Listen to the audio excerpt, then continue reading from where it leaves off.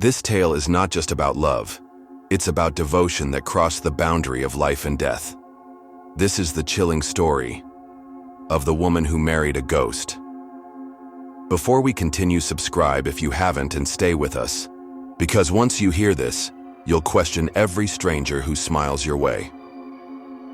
Clara was a quiet woman in her late 20s. She worked at a small bookstore on the edge of town, her life simple, uneventful, almost invisible.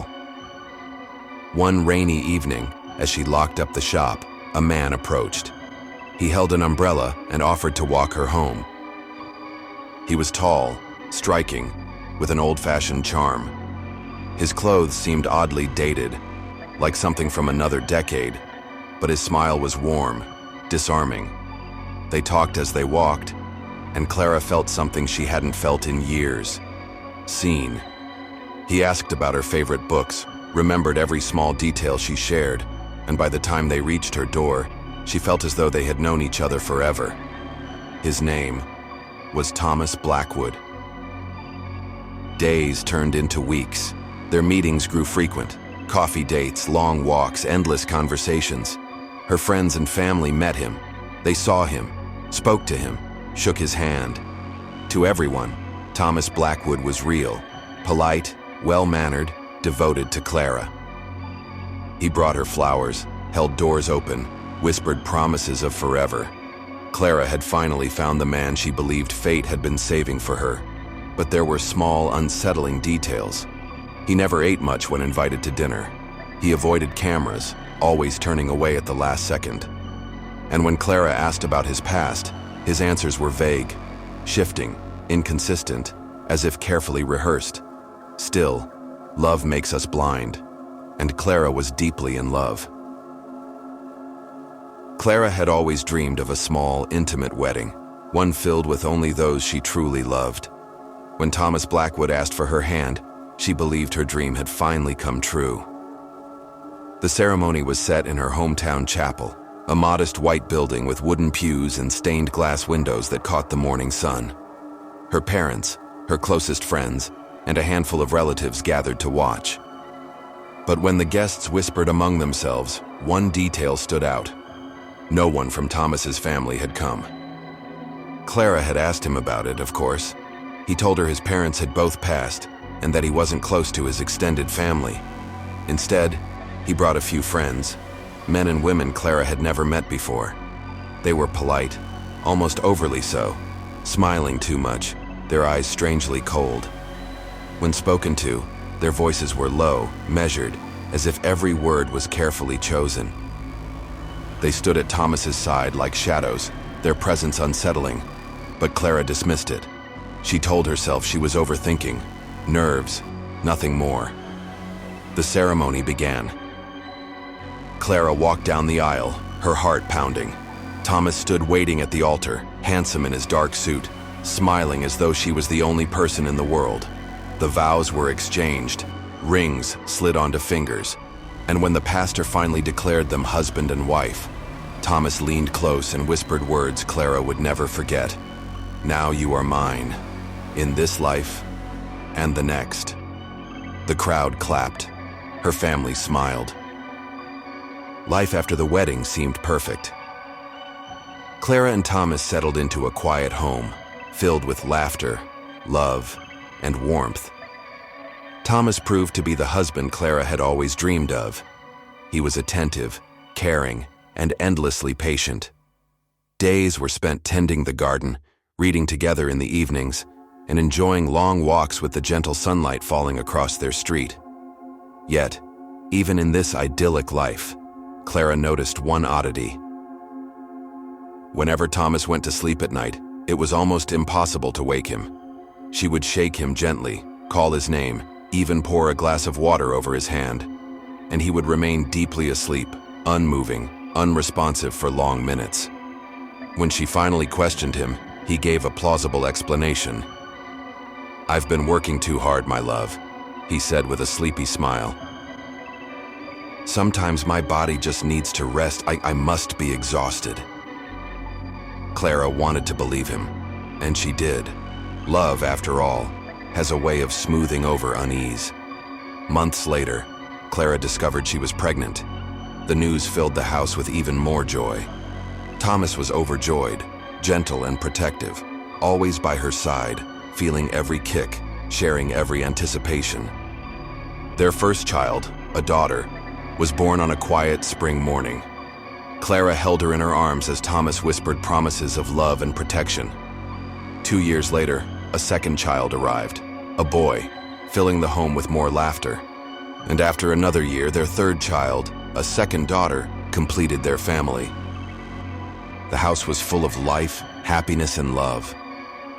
But every night, as Thomas slept beside her, unmoving for minutes on end, Clara could not shake the uneasy feeling in her chest. The love she felt was real, but so was the strange mystery that lingered in the spaces between his breaths. And so, life went on. Clara had the family she always dreamed of, yet the shadow of Thomas's secret sleep remained, unnoticed, but never gone. As the children grew, Clara's happiness with Thomas continued, but new questions began to stir, questions she had never thought to ask before. It started innocently enough. Her eldest daughter came home from school one afternoon, eyes bright with excitement. "Mama," she asked, "my best friend Sophia said her grandparents gave her presents every time she visited. Do you have grandparents like that?" Clara smiled faintly at the question, but inside, a small, unsettling thought began to grow. Soon, the second child asked the same. "Mama, do I have uncles and aunts? Why don't we visit anyone's house like Sophia does?" And finally, the youngest, barely able to speak, tugged at her mother's sleeve. "Mama, where is my family? Where do we come from?" The questions, innocent and curious as they were, began to gnaw at Clara's heart. She had never thought about Thomas's family much before. Now she found herself anxious, bothered, almost obsessed with the answers. She began asking Thomas, gentle questions at first. "Where did you grow up, Thomas? Who are your parents? Do you have any siblings?" But Thomas always deflected. He smiled, took her hand, and spun stories, carefully constructed, detailed, yet always just beyond verification. "I grew up traveling," he said once. "My parents, they were distant but loving. I've always wanted to settle down quietly, away from the family drama." Other times, he told her about a cousin who supposedly lived abroad, a friend who raised him like a brother or a grandfather who had passed years before. But details never added up. No photos, no letters, no visits. Nothing tangible to confirm any of it. Clara wanted to believe him, but the seed of doubt had been planted, and the more the children asked, the more uneasy she became. Her happy family life now had shadows lurking beneath it, questions she could not ignore, stories that felt just a little too rehearsed, and a husband who never revealed the truth. As the children grew, their questions continued, and Clara's curiosity transformed into determination. She would no longer let Thomas evade her inquiries. Every evening, after the children were asleep, she would ask again, gently at first, then firmly, "Thomas, I need to know. Who are your parents, your siblings? Where did you grow up?"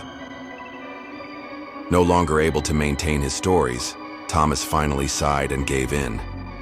Slowly, he revealed every detail: names, places, birthdays, even the quirks of his siblings. He spoke of his parents with warmth, described his hometown in the valley by the river, and told her how many brothers and sisters he had. Every detail was exact, precise, seemingly real. Clara listened, a wave of relief and joy washing over her. She hugged him tightly, tears in her eyes.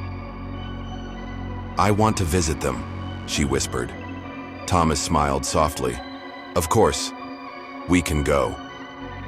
2 days later, Thomas gave her and the children money. Clara packed a few essentials: clothes, food, and necessities. The children were giddy with excitement, eager to meet the grandparents, uncles, and aunts they had only just heard about. But when she turned to Thomas, ready to leave, he hesitated. Then he offered an explanation. "I wish I could go with you," he said, voice calm. "But I have so much work, appointments, meetings, things I simply cannot miss." Clara hesitated for a moment, worried, but she trusted him. And so, with a mixture of excitement and unease, she and the children left for the town Thomas had described, leaving him behind at home. They drove away, hearts full of anticipation. Clara was happy to finally see Thomas's family, to connect with the people she had imagined through his stories. But as the town faded in the distance, a subtle unease lingered in her chest. A quiet whisper of doubt that something about Thomas was still not what it seemed.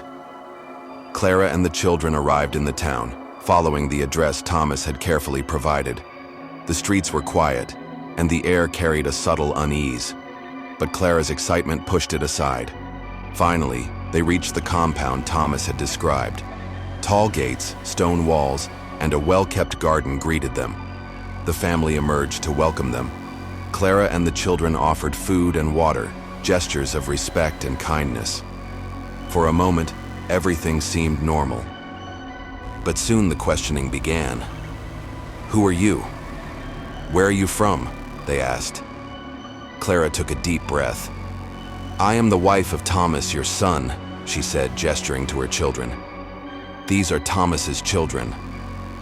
The family fell silent, shock evident on every face. Clara continued, explaining how Thomas had told her about them and how she wanted to finally meet her in-laws. Still, no one spoke. The grandfather finally cleared his throat. "Are you saying what you are saying?"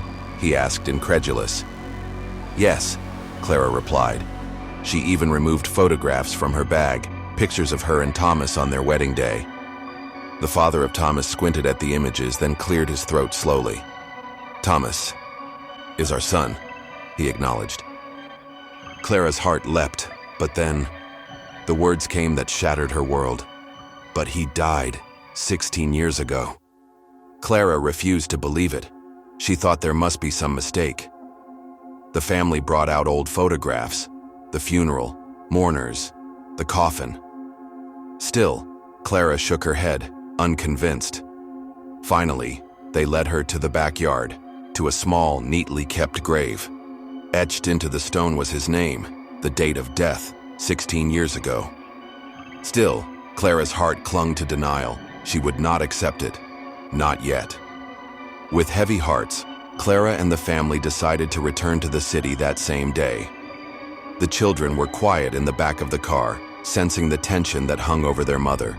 When they arrived home, a foul, nauseating smell hit them immediately as they approached the house. Clara's stomach churned. The source became horrifyingly clear. In their bedroom, on the bed where Thomas had slept, lay a corpse. Unrecognizable, rotten, the passage of time marked in every decayed feature. Clara's eyes fell on one small detail, a ring on the finger, his wedding ring. Clara froze, her eyes fixed on the decayed figure lying on the bed, the ring glinting faintly through the decay, and for a moment, the world around her seemed to collapse into silence. The room spun, the walls closing in as the nauseating stench filled her lungs. Her knees buckled and she sank to the floor, clutching her face, unable to scream, unable to comprehend the unimaginable truth. Tears streamed down her cheeks, hot and relentless, dripping onto the floor as sobs racked her body. She wept for the life she had believed she shared with Thomas, for the laughter and warmth that had turned out to be an illusion. Her hands trembled as she reached out, as if somehow touching him could make it real. But all she felt was the cold, rotting flesh and the finality of death. She cried for the children, for the years of stolen time, for the betrayal she couldn't understand, and for the haunting love that had deceived her entirely.